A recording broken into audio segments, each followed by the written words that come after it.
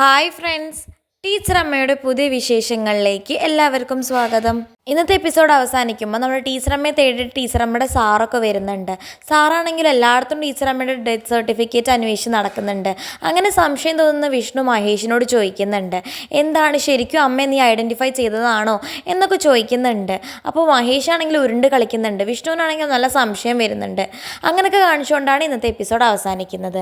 പിന്നീടാണെങ്കിൽ നമ്മുടെ രാധ ടീച്ചർ അമ്മയുടെ മുറിയിലോട്ട് വരുന്ന സമയത്ത് രാധ വീണയുടെ കല്യാണക്കത്ത് അവിടെ കാണുന്നുണ്ട്.